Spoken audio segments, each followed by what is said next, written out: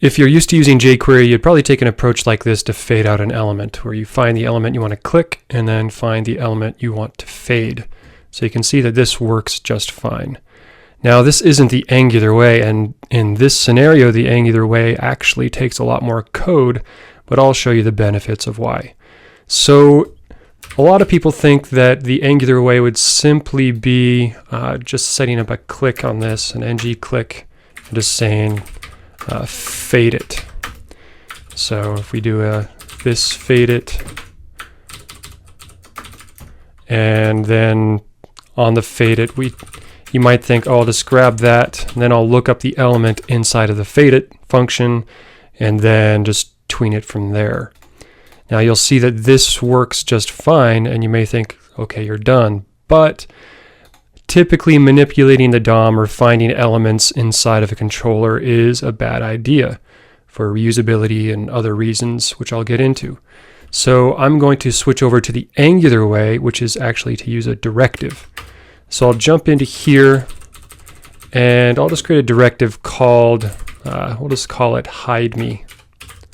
Simple name, and we'll say hide me, we'll say app is hidden.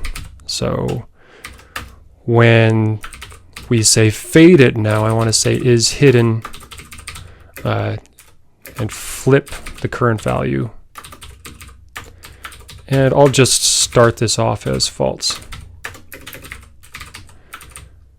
So now let's just get rid of this click.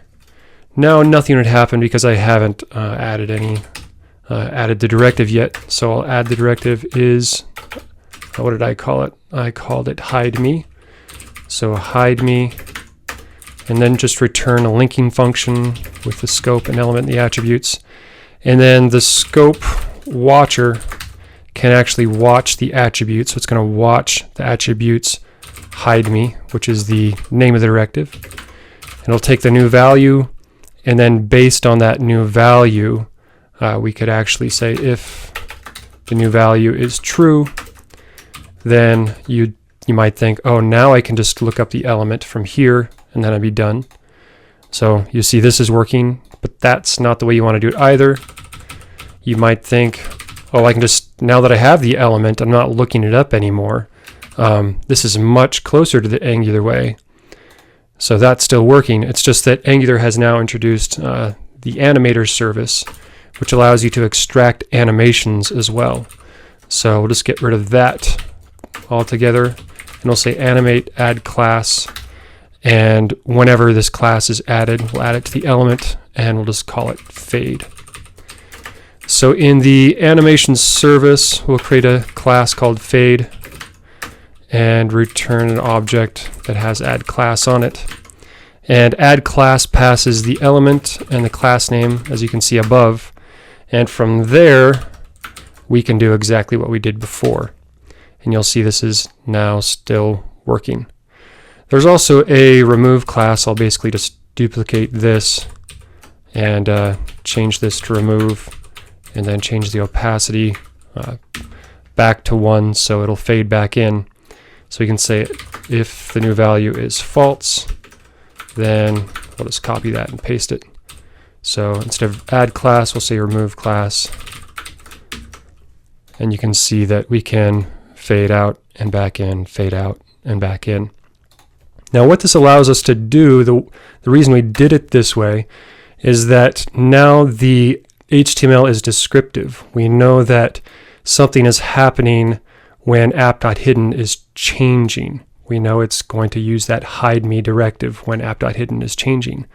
We can also duplicate this and use it multiple times. We don't have to worry about looking up the element. Say click to fade, click to fade. I can actually remove the directive from one of them and refresh, and you can see all of them will fade except for that one. Or I could actually change what hide me is bound to and what it's watching for to change, and fade on a completely different value. Also, you could take this entire app controller, duplicate it, reuse the directive across multiple projects. There's many ways you could approach this, and that's all things you would do in the HTML, because as far as the JavaScript is concerned, it's done at this point. You have a directive, you have an animation, you can reuse them, you don't have to touch this code anymore. It's all about declaring what you want to do in the HTML, and that's why they say AngularJS takes a declarative approach, because you're saying, I want this to hide when app.hidden changes. And that's what the Angular way is. One last thing to mention is that now that we've done it this way, we can actually get rid of all of these IDs. We're not going to have to use them anymore because we're using directives, and we simply don't need IDs anymore in our code. And actually, what you'll notice is that IDs kind of turn into a code smell, because they mean that you need to look up that element using JavaScript.